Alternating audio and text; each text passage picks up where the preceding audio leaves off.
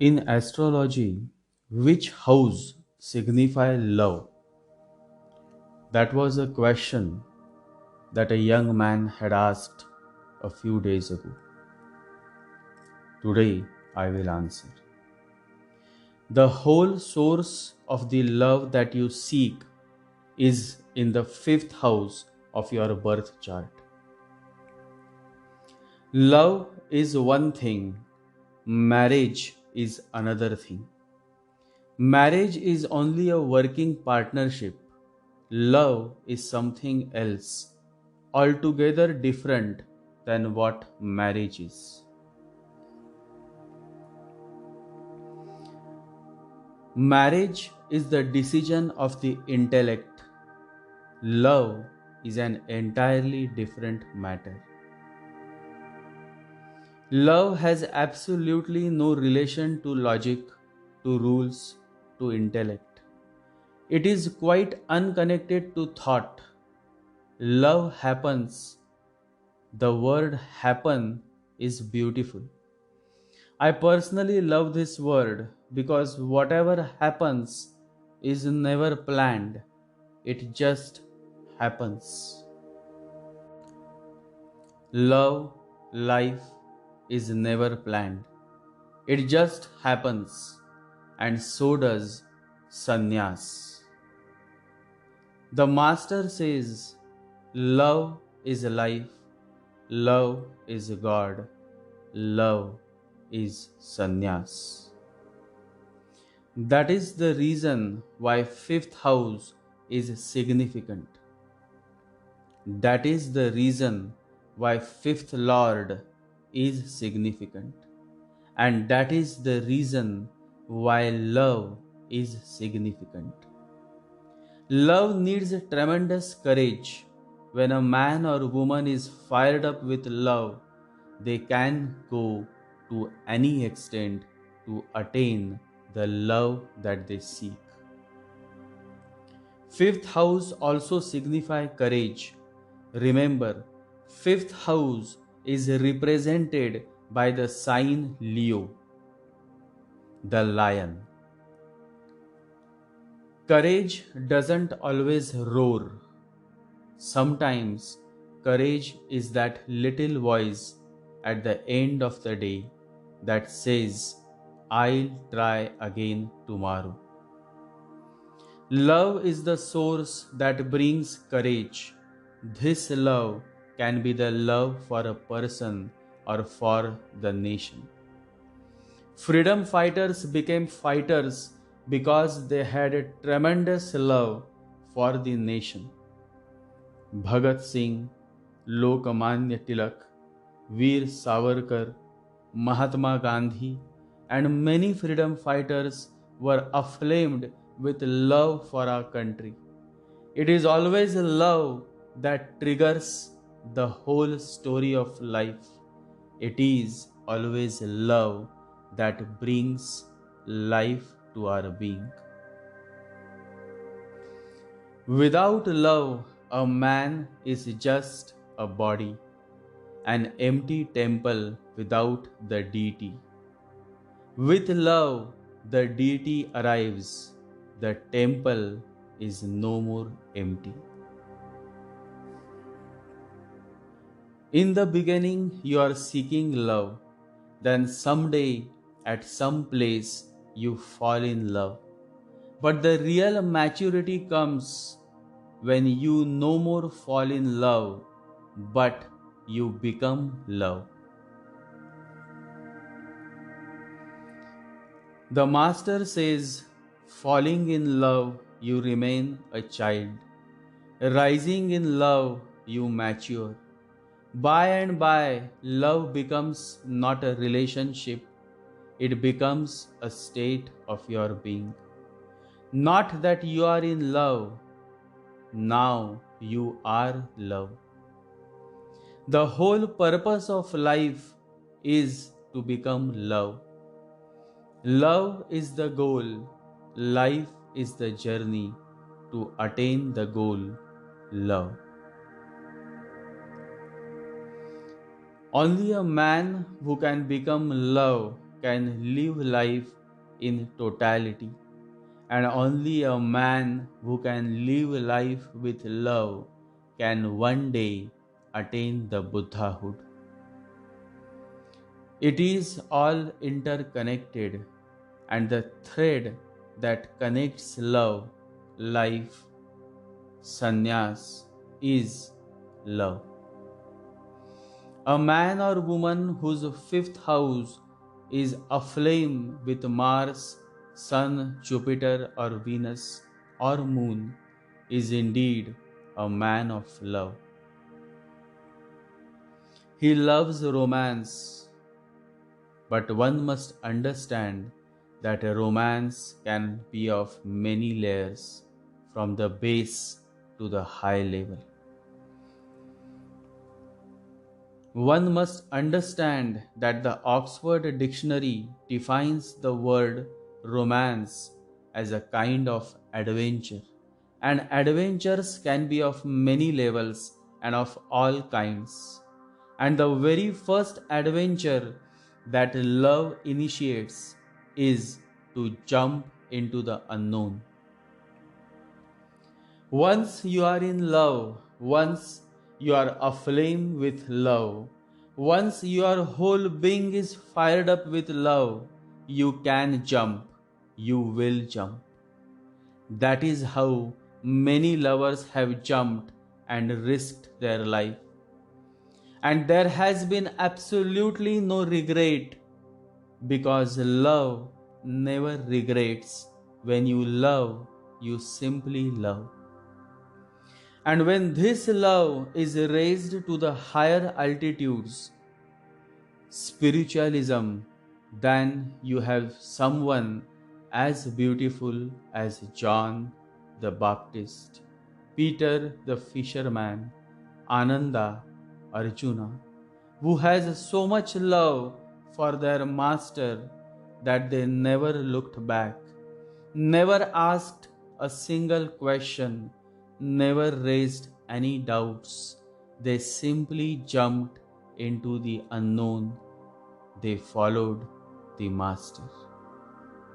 The love that happened between John and Jesus, the love that happened between Sariputta and Buddha, the love that happened between Gautama and Mahavira, Arjuna and Krishna, Chuang-Tzu and Lao-Tzu, these are the real love stories, the highest pinnacles of love. Love has many layers. The love that Buddha has will be of different quality than the love that Hitler has. Hitler's love will be hot. That is what the commoners know about love. To them, love always have to be hot. Even when they eat dog, they want hot dog. So the concept of love for the commoners is of hot love, sexual love. But Buddha's love is like that cool breeze. There is no demand, no conditions. When you are in the omnipresence of Buddha, the love that you receive is different than the hot love that you have known all your life. The hot love that people have is not love in totality. It also has the shade of hate. The fights is a result of that hate. When the fight is over, you cool down, and then again you are in the bed making love. You see, this is how the love is of the physical world. But in Buddha's love, you will find absolutely no shade of hate. And so many may also find Buddha's love as boring because there is no spice in his love. You may say anything to him, and yet he is not going to react. He is simply going to smile, and his smile is so penetrating that if you can receive, then his smile can simply penetrate into the deepest valleys of your heart and move you within. Buddha is the highest, the purest state of love that knows only to share, to give, and just to give. You can only give if you have. Buddha has it. In fact, Buddha is not just filled with love, Buddha is love. Before leaving his body, Buddha had said to his disciples, "Do not make statue of me, because once I am gone, I am gone. The statue can go on deceiving you for centuries. So please do not make statues of me once I am gone." For 500 centuries, no statue was made of Buddha. But later, people started building statues of Buddha. When Buddha himself had said, "Do not make statue of me." There is a very deep meaning to the beautiful message that Buddha had shared with his disciples. And it is significant for you all to understand. It is always easy to follow a statue. It is of Buddha, but it is dead. It cannot move you, cannot disrupt you, cannot pull you away from your illusions. But alive Buddha can ask you to do something that is in your interest but not in your favor. The alive Buddha can ask you to drop everything and follow him. Then it will be difficult because you are attached to each and everything in your life. Right from your car to your home, to your wife, to your children. And so alive Buddha is dangerous. A statue is better. Make a nice statue, offer a nice garland of beautiful flowers, burn an incense stick, and that is all. You are safe. The statue is not going to ask for anything. You can safely say that I love the statue. But you will think twice if in the place of the statue, the real Buddha, the alive Buddha is present, because then the master is not dead. He is alive, and people always find it a challenge to follow the master's word. Because those words disrupt the mind, and you are still caught up with the mind. The mind loves statues of masters. It is a safe bet. But the same mind will start shivering if the real Buddha comes. Because Buddha is the state of no mind, and love exists only when there is no mind, but only the heart, the consciousness. This no mind is the Buddha. Beyond this no mind, you will never find another Buddha. To search for enlightenment or nirvana beyond this no mind is impossible. The reality of your own self nature, the absence of cause and effect, is what is meant by no mind. Your no mind is nirvana. To conquer others, you may succeed someday at some birth cycle. But to conquer your mind, to become the master of your mind, is not so easy. It may take a lifetime or many births until the Buddha is born. Buddha is not a name, it is a title. It is a title that reveals the state of no mind. Buddha means the state of no mind. Buddha is no mind. No mind means no logic, no head, and love happens only when there is no logic, no head, absolutely no head. Love is many things, none of them logical. There are many aspects that may initiate love marriage. One of them is when the fifth house lord connects in some way with the seventh house. A strong possibility of a love marriage is signified when there is a contact between the fifth and the seventh house. Rarely does one find love in marriage. There are individuals who are destined to find love only outside marriage. Universe is vast, very vast. The mind cannot contain the vastness of this universe. And so people who are slaves of their mind cannot feel the vastness, and along with it the many millions and millions of situational scenarios that evolve in certain individuals' life. There are many such in millions around this vast human world who enjoy sexual pleasures, emotional support, hand holding only outside marriage and not in marriage. So, marriage definitely has nothing to do with love.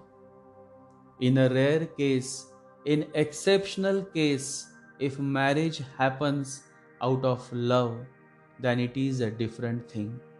But statistics show that a maximum divorce cases are from love marriages than otherwise. One should always ask, why has marriage failed? In the first place, we raised it to unnatural standards. We tried to make it something permanent, something sacred, without knowing even the ABC of sacredness, without knowing anything about the eternal. Our intentions were good, but our understanding was very small, almost negligible. So instead of marriage becoming something of a heaven, it has become a hell. Instead of becoming sacred, it has fallen even below profanity. But still, marriage remains an institution that is going to remain forever.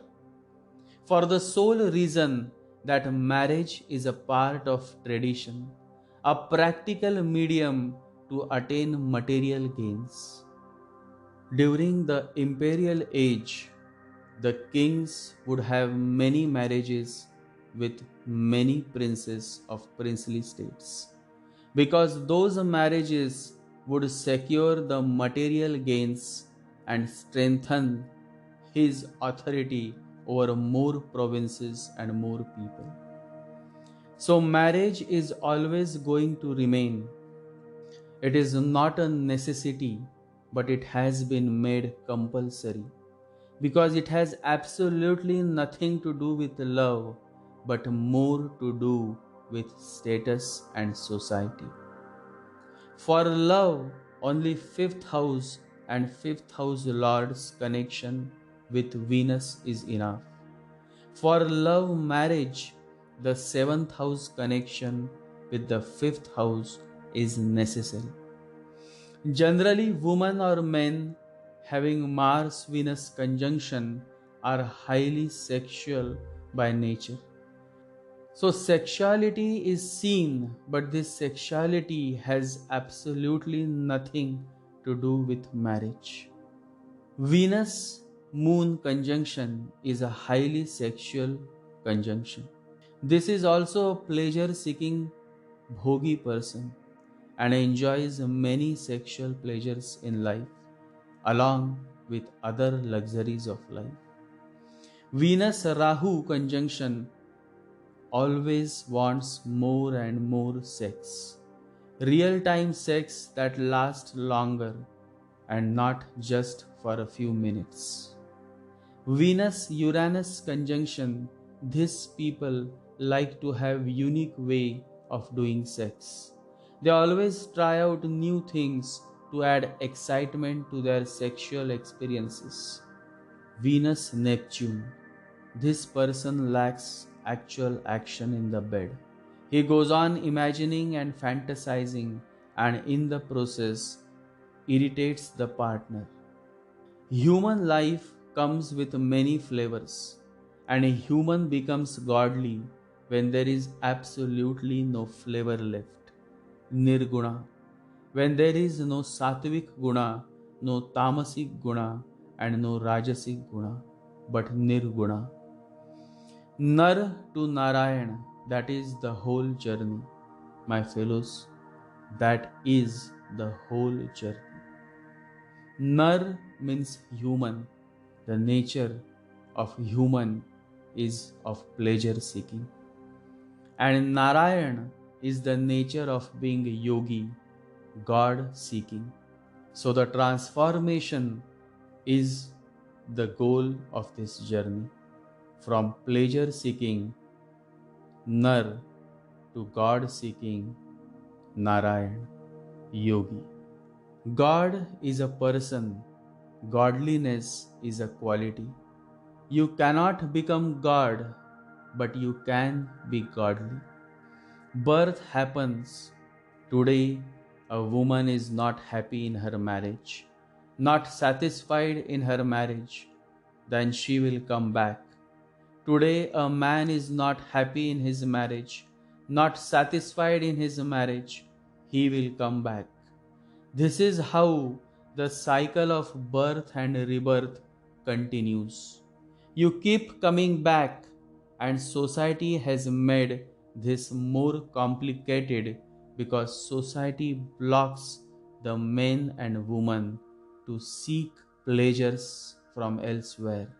And when there is no other option, the woman, the man dies with the desire unfulfilled and takes birth again to satisfy the unfinished business. This whole cycle of rebirth could have been avoided had they satisfied their desire in the same life itself. But the question of wrongdoing and right doing comes in between them and their desires. Indeed, a very touching situation that only a master can understand, because the master is beyond the society's so called wrongdoing and right doing theories. The master says, out beyond ideas of wrongdoing and right doing, there is a field. I'll meet you there. The master can understand you. The real guru will accept you without asking you a single question. The real master will never judge you. He can understand your heart than anybody else would. Always remember, morality is subjective, is totally situational based. Morality is totally based on your level of consciousness. Remember Sri Krishna. Remember the many ways that otherwise are not considered to be ethical that Krishna implemented during the Mahabharata war. Now, would you call Krishna immoral? No, that would sound too stupid. Because what Krishna did was spontaneous. His morality was spontaneous and in the state of total consciousness. Whatever you do, if you are doing it with consciousness, with full awareness, then that is the real morality. It is not fake. It is not because of any outside pressure. It is spontaneous and very much a result of your own consciousness. The Master says, my whole effort is to make your morality spontaneous. You should be conscious and alert and respond to every situation with absolute consciousness, then whatever you do is right. It is not a question of actions being right or wrong. It is a question of consciousness, whether you are doing it consciously or unconsciously like a robot. When the Master says, I will meet you on a field which is beyond the wrongdoing and right doing, he addresses the field of consciousness. How beautiful is this and how deep. Only a meditative being can truly relate, can truly understand. It is pure bliss. Fifth house is very important because love is very important. Without fifth house and fifth house Lord support, love is missed. It is simply missed. And only a man who can love can also love someday God, can also go to the extremes to experience God, can also become a Buddha. Because he can jump, he can be courageous, he can go beyond mind, and only a man who can go beyond mind can do something that is out of mind. A man who has gone all his way to attain the love of his life has all the necessary qualities to attain God as well. Such a man is spiritual because love is spiritual and he has already surrendered to love. So, going a step ahead, crossing the boundary of the kingdom is not going to be difficult for him. And that is what Prince Siddhartha did when time came. When the call of the divine came, he simply left his kingdom and became the Buddha. Only a man who can dive, who can jump, can become a Buddha someday. And you will dive, you will jump, you will show courage only when you are truly a follower of your heart. That is the reason that I have always encouraged you all to follow your heart. The society says follow your head, follow your logic, but the divine compassionate master is encouraging you all to follow your heart. Only then love is possible, only then the dance is possible, and only then this life is possible. Always follow your heart knows the way. Run in that direction, for the heart is always right, always. The only lasting beauty is the beauty of the heart. Meditation is the path that can help you reach your heart. Heart meditation. Focus on your heart. Be attentive to your breathing and meditate every day. And always remember, you are not alone.